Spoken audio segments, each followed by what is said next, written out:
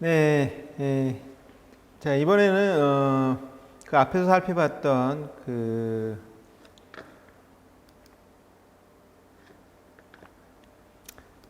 자, 변수를 가지고서 이제 우리가 이렇게,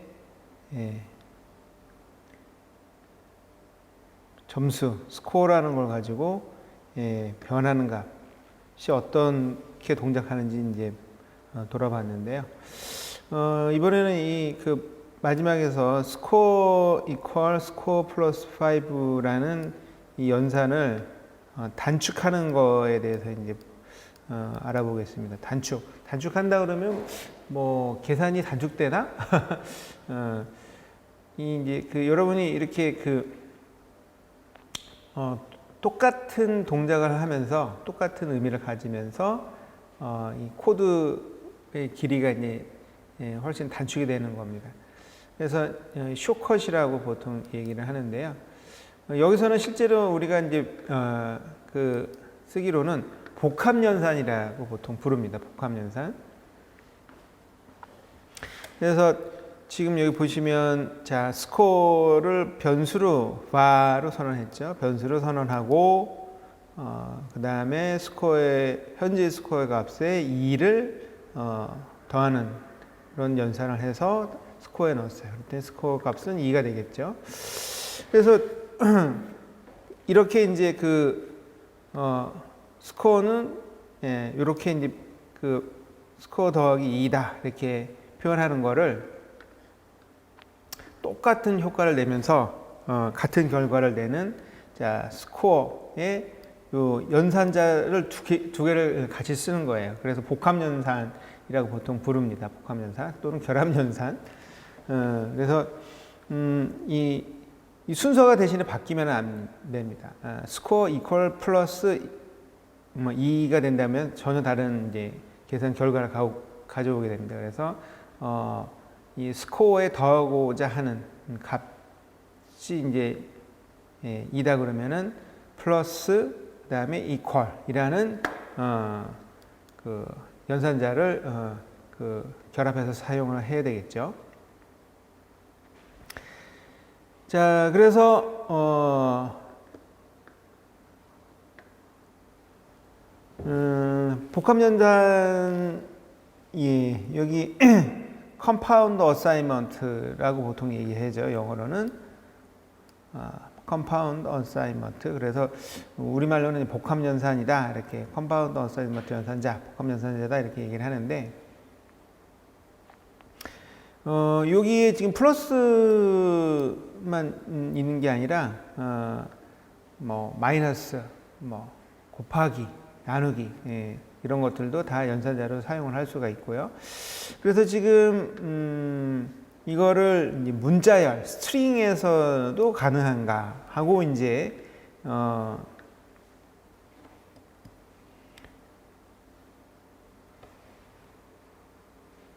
살펴보고 있는데요.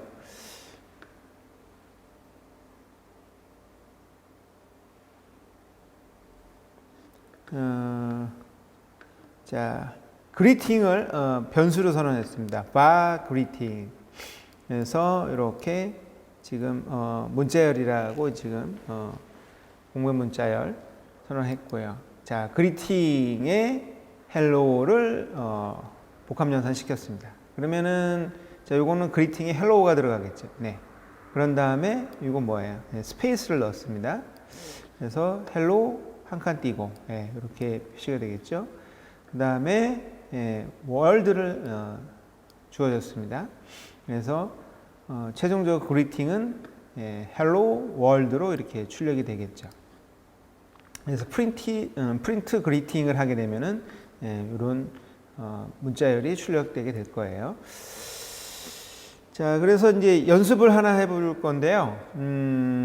자, 복합연산하고 이제 상수를 이용해 가지고 compound assignment is useful 이라는 문구를 이제 만들어 보라고 했습니다. 그래서 자, 지금 let word 1 다 이것들은 이제 상수로 지금 만드는 거죠. let word 1은 compound, let word 2는 assignment, let word 3는 is, let word for는 useful. 그 다음에 let space는 이렇게 space.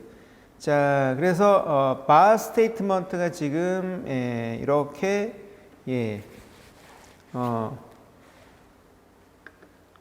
초기화 됐죠. 공백으로 들어가 있고, 그 다음에 스테이트먼트에 워드 1을 대입을 했습니다. 자, 그러면 자, 요거로 여러분들이 지금 해봐야 될 텐데 한번 같이 해볼까요? 자, 스테이트먼트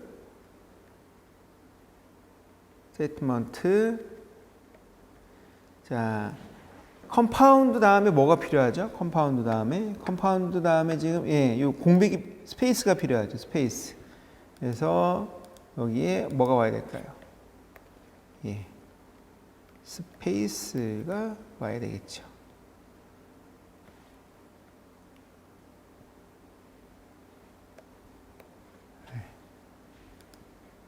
그 다음에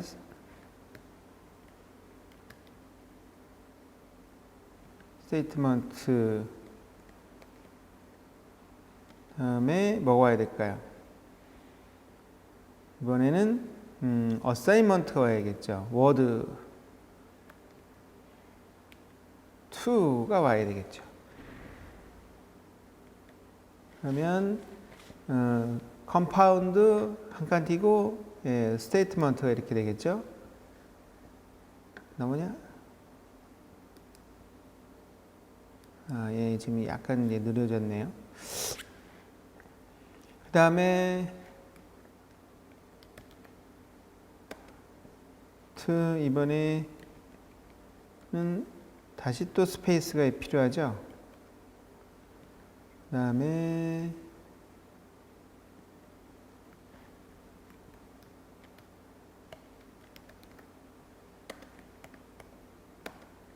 스페이스 다음에 is가 필요하겠죠. 그러니까 word 3가 필요하겠습니다. 그래서 compound assignment is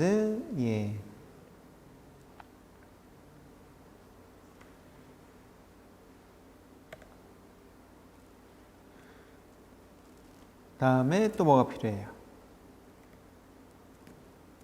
요거하고 똑같은 게 필요하죠.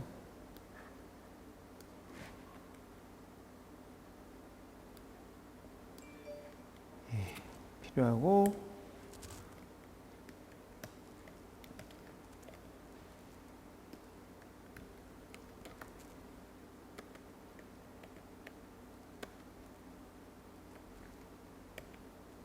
워드 뭐가 필요할까요? 이번에 useful이 필요하겠죠. for가 이제 와야 됩니다. 그러면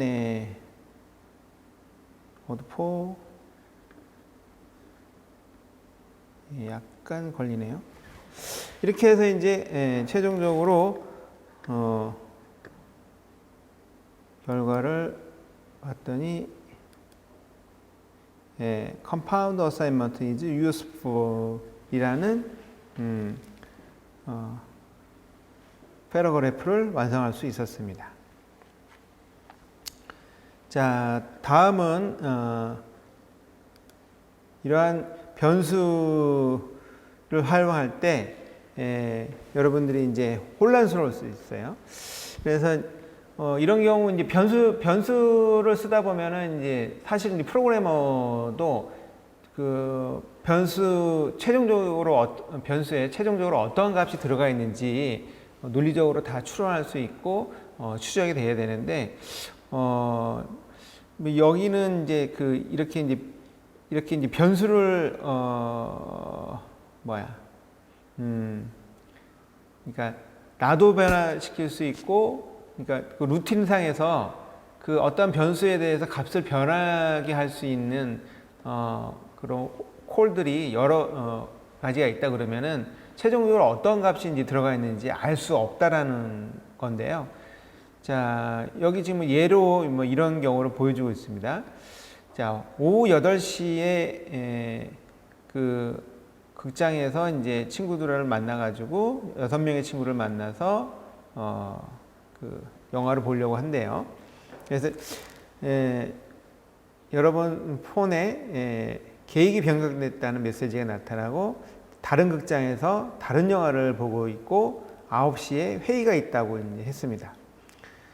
그런데 잠시 후에 계획이 다시 또 변경돼서 다른 메시지가 나타납니다. 자, 이번에는 친구 집에서 놀고 영화를 보려고 이제 합니다. 그래서 지금 이제 오후 6시가 되면은 피자를 이제 주문을 하려고 합니다.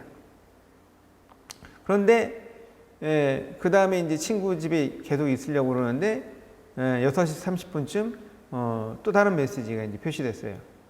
그렇게 되면은 자 모든 사람이 원래의 계획은 극장에서 6명의 친구들을 다 만나기로 했는데 이렇게 계속 누구네 집에서 보기로 했다. 거기서 뭐 영화를 보기로 했다. 그 다음에 뭐 9시에는 자 이것이 끝난 다음에 다른 미팅이 잡혀 있다. 뭐 이렇게 이제 그렇게 변하게 된다고 그러면은 도대체 이제 상황이 어떻게 될지 막 혼란스럽게 되는 거죠.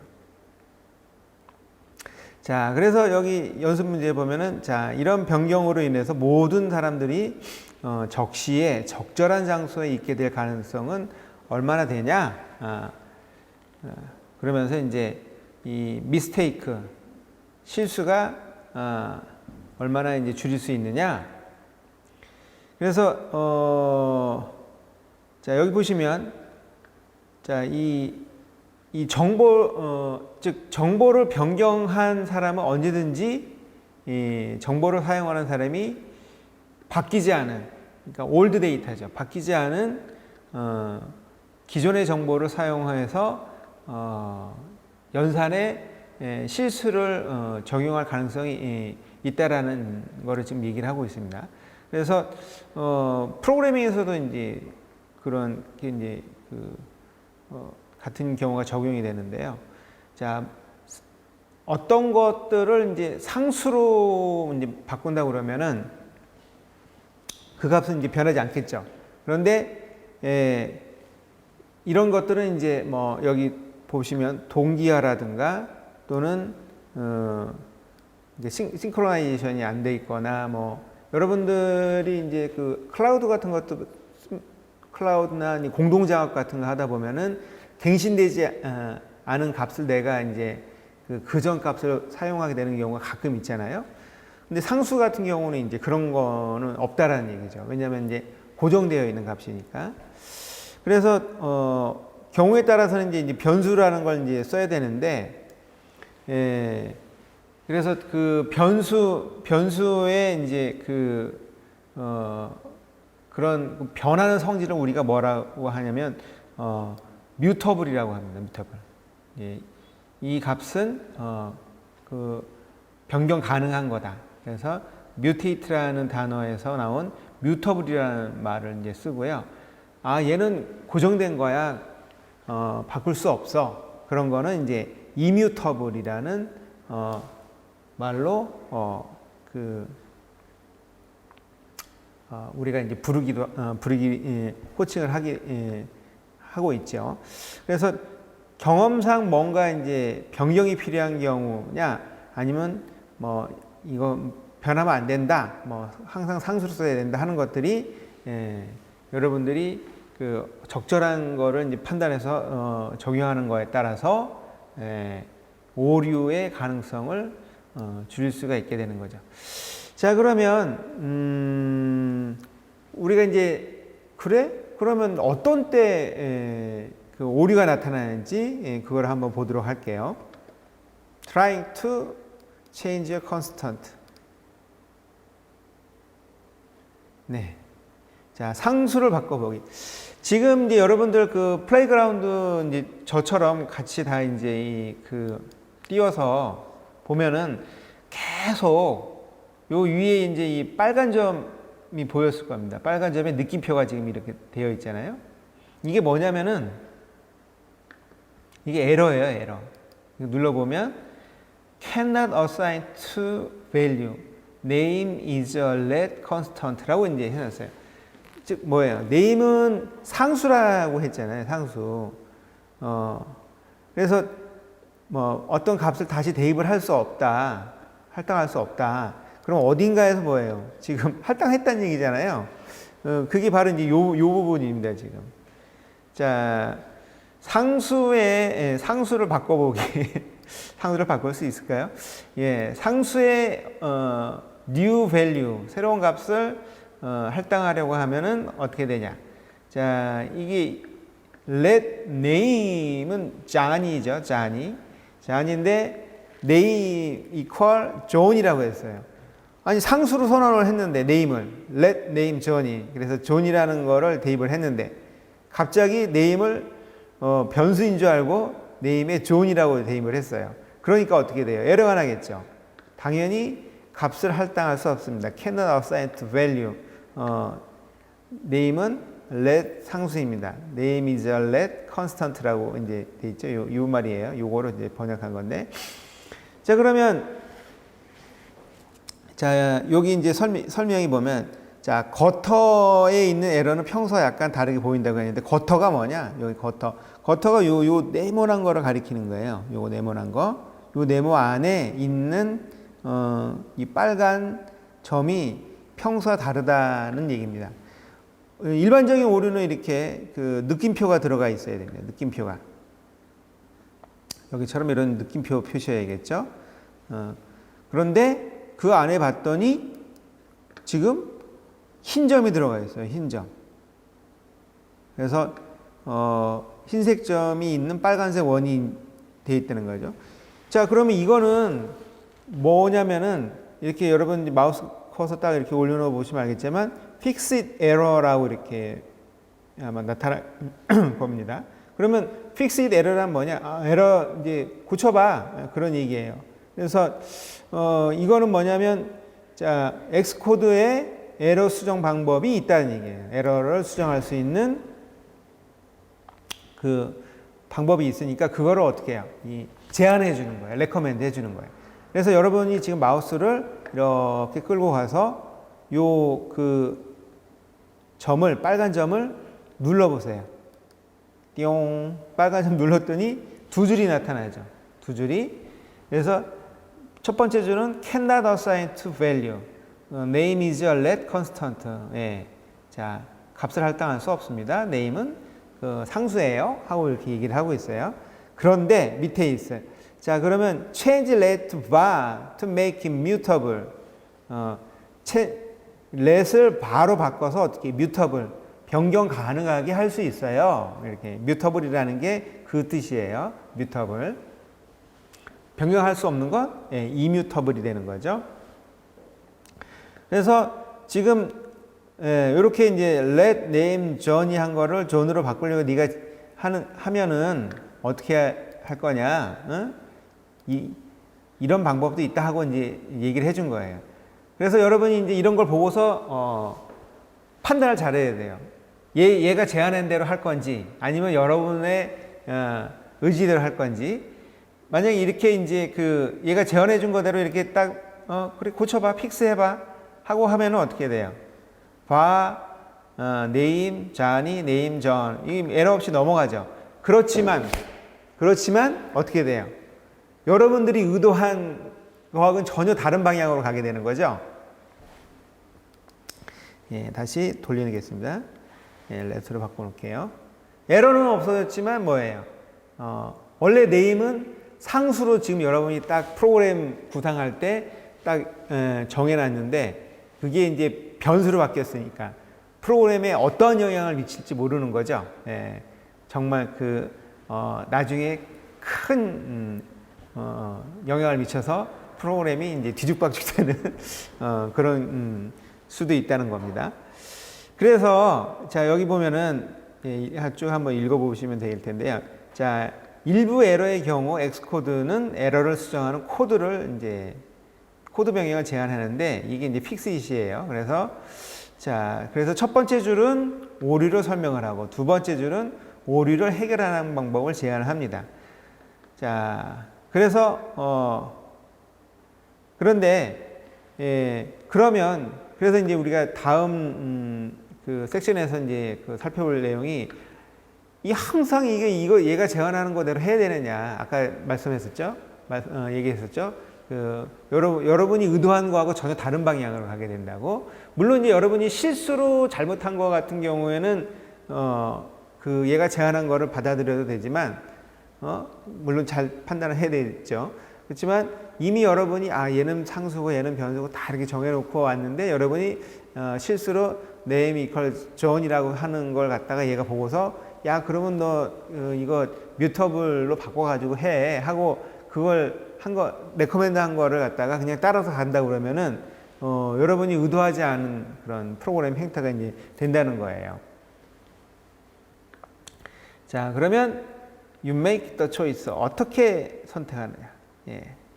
역시 이제 선택은 여러분 몫이죠. 자, 그래서 이제 예를 좀 전에 설명을 이런 식으로도 이제 이게 바로 이제 컴퓨터가 가지고 있는 한계인데요. 물론 이런 것도 지금 이제 인공지능을 이제 적용을 해 나가고 있어요. 그래서 나중에 여러분들이 이제 한 3학년 정도 되면은 인공지능에 대해서 이제 배울 시간이 있겠는데 인공지능에서 이제 이러한 케이스는 과거의 데이터를 계속 차곡차곡 누적해서 가장 적절한 거를 이제 제안을 해준다는 거죠. 그래서 좀 더 이제 인텔리전트하게 이제 제안을 해주는데 아직까지는 뭐 그렇게 나이스하지는 못해요. 그게 바로 이제 이런 경우입니다. 자, 스펠링 체커 맞춤법 검사기가 여러분 써보신 적 있을 거예요. 워드 프로세서 같은 경우에. 자, 내 사슴 조 삼촌이 찾아왔습니다. 원래 원문이 이거예요. My dear uncle Joe came to visit. 입니다. 자, 이러한 문장이 있는데, 자, 문법적으로 틀린 게 없어요. 그리고 단어도 틀린 단어가 없어요. 예. 이 dear는 사슴을 뜻하니까. 그렇지만, 자, 엉클 조가 다리 4개하고 뿔은 없겠죠. 그래서 원래 이렇게 쓰려고 했던 거 아니냐. My dear Uncle Joe라고 이제 My dear Uncle Joe, dear 친애하는 사랑하는 아저씨 조, 삼촌 조라고 이제 하려고 했던 거죠. 그런데 이런 스펠링 체커 머신에 의해서 이제 하는 것들은 의미라는 거를 잘 모릅니다. 그러니까 우리가 이제 컴파일러의 이제 신텍스 구문 분석, 신텍스 애널라이징 하는 게 있고 시멘틱 애널라이징 의미를 분석하는 게 있는데 의미를 시멘틱이라고 얘기를 하는데 얘는 그러니까 그런 시멘틱에 대해서 잘 모른다는 거죠. 그래서 의미가 어떤지 상관없이 그냥 무조건 문법적으로만 맞으면 문장을 준다는 거예요. 그래서 여러분들 번역기 있죠? 요즘 뭐 팝하고나 또는 구글 번역 이런 것들도 보면은 인공지능이다라고 얘기를 하긴 하는데 그 인공지능은 뭐냐면은 수많은 데이터가 쌓여서 그 데이터베이스를 활용해 가지고 최적의 것을 골라내는 거지 거기에다가 시멘틱적인 거를 완벽하게 적용시키지는 못했어요. 아직이요.